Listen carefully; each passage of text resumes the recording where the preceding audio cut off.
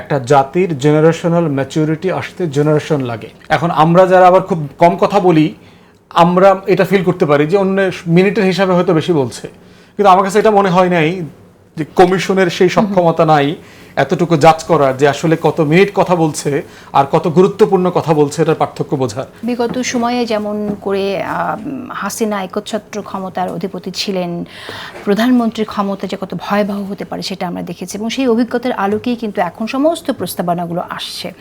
তো সেই জায়গা থেকে এনসিসির ধারণাটা, যাতে করে সাংবিধানিক প্রতিষ্ঠানগুলো নিয়োগটা খুব নিরপেক্ষভাবে করা যায়, কিন্তু এটা করতে গিয়ে কি প্রধানমন্ত্রী ঠুটো জগন্নাথ হয়ে থাকবেন কিনা, প্রধানমন্ত্রীর কাজটা কী হবে, সেরকম প্রশ্নও কিন্তু আছে।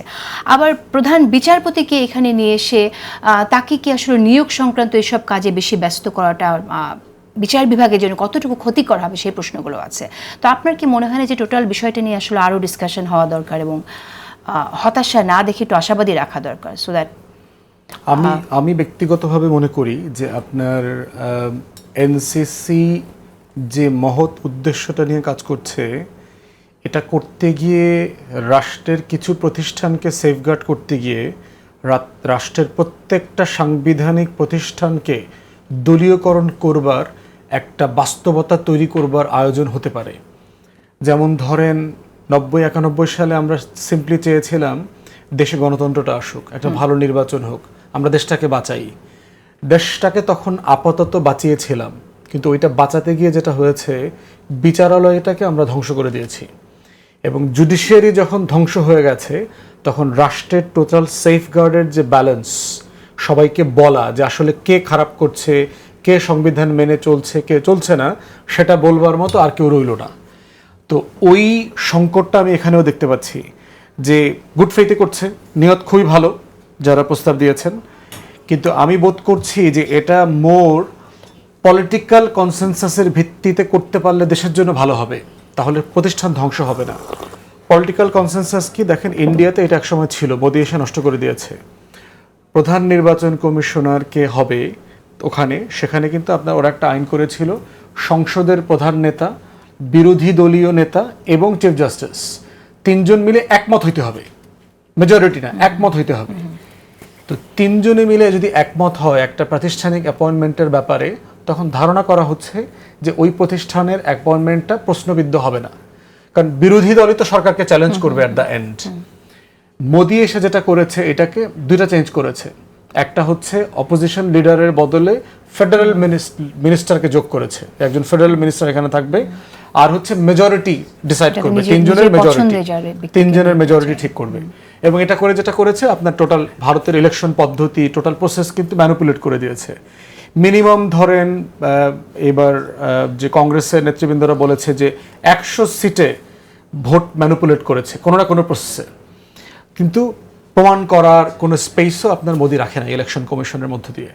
তো এই জন্য আমি বোধ করছি গতকালকে প্রধান বিচারপতি অ্যাপয়েন্টমেন্ট করবার ব্যাপারেও যখন আলোচনা হচ্ছিল, তখনও আমি এটা বলেছি যে শুধু অ্যাপেলেট ডিভিশনের জ্যেষ্ঠতার প্যানেল করে দিলেও হবে না, কে প্রধান বিচারপতি হবে সেটা প্রধান সংসদের নেতা এবং সংসদের ন্যূনতম দুইটা বিরোধী দলীয় নেতার একমত হইতে হবে এই ব্যাপারে। একমত হইলে যেটা হবে, আগে যেটা হয় যে প্রধানমন্ত্রী সিদ্ধান্ত দিয়ে এক্সিকিউটিভের পক্ষ থেকে চাপিয়ে দেয় যে চিফ জাস্টিস কে হচ্ছে।